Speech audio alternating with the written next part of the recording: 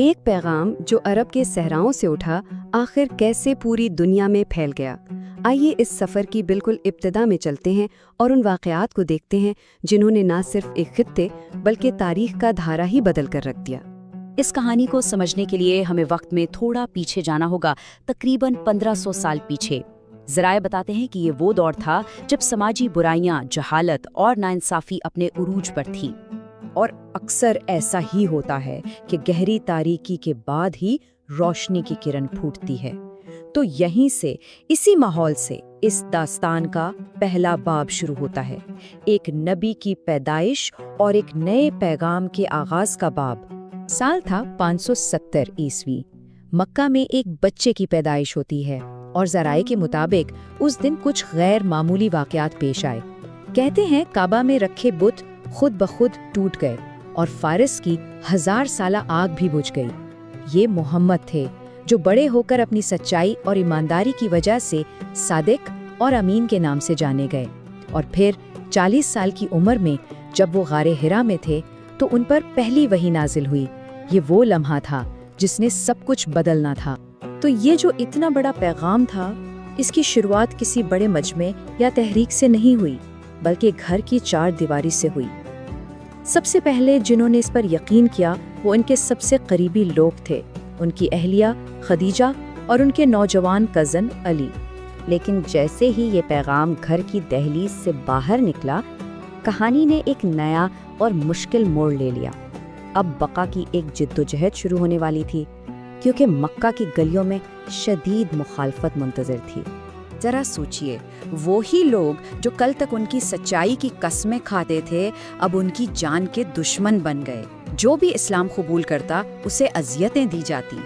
اس انتہائی مشکل وقت میں 2 ہستیاں ڈھال بن کر کھڑی تھیں، ان کے شفیق چچا ابو طالب اور ان کی وفادار بیوی خدیجہ۔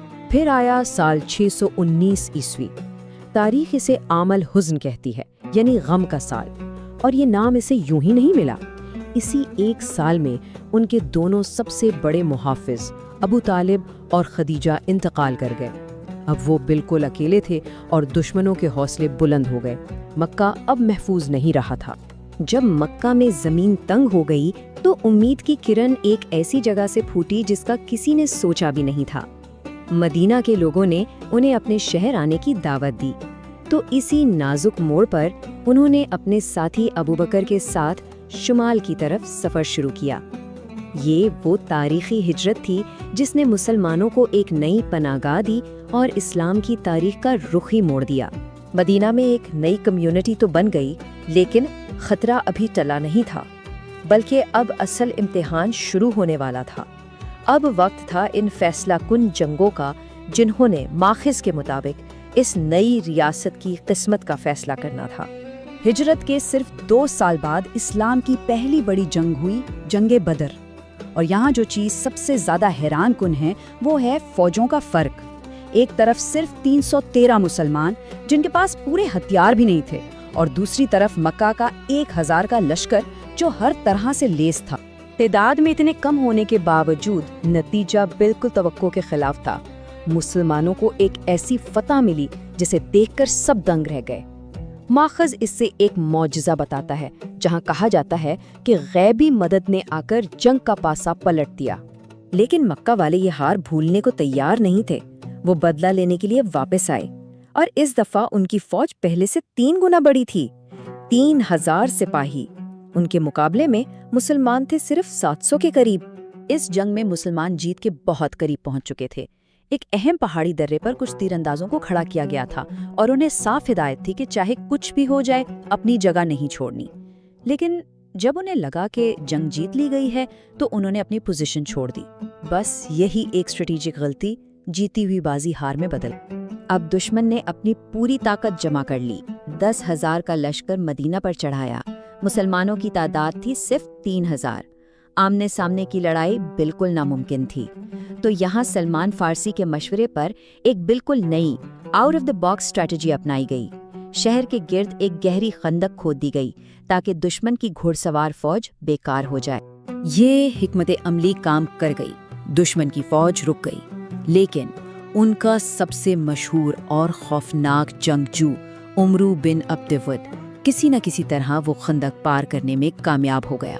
اور خندق کے اس پار آ کر اس نے کیا کیا؟ اس نے پورے مسلمان فوج کو للکارا، 1 on 1 مقابلے کے لیے چیلنج دیا۔ اس ایک لمحے کے لیے سب پر جیسے سناٹا چھا گیا۔ جب اس کی للکار پر سب خاموش تھے تو 27 سال کا ایک نوجوان آگے بڑھا، علی ابن ابی طالب۔ انہوں نے نہ صرف چیلنج قبول کیا بلکہ اپنے مشہور الفاظ کہے، میری ماں نے میرا نام حیدر رکھا ہے، اور بس ایک ہی مقابلے میں اس دیو ہیکل جنگجو کو شکست دے دی۔ یہ صرف ایک شخص کی فتح نہیں تھی، اس نے پورے محاصرے کا رخ بدل دیا۔ تو اب میدان جنگ سے کہانی کا رخ ڈپلومیسی اور اسٹریٹجی کی طرف مڑتا ہے۔ اب تلوار سے زیادہ تدبیر کا وقت تھا، جس نے حتمی فتح کی راہ ہموار کی۔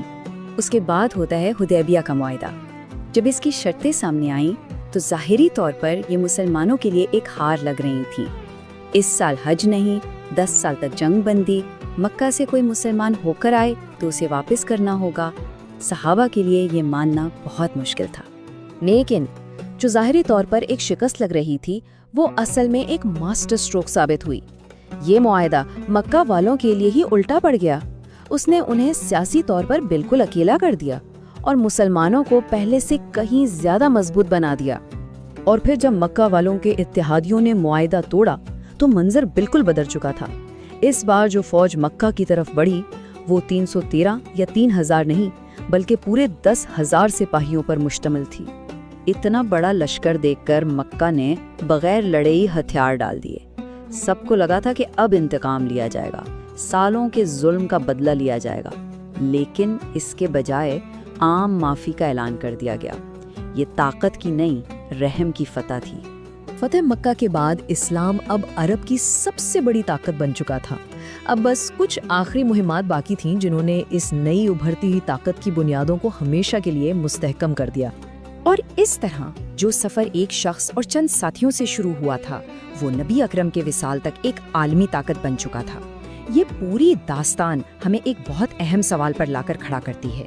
کسی بھی تحریک کی جو ابتدائی کہانیاں ہوتی ہیں، اس کی جدوجہد، اس کی فتوحات اور اس کے اصول، وہ اس کے مستقبل اور دنیا کی نظر میں اس کی پہچان کو کیسے تشکیل دیتی ہیں۔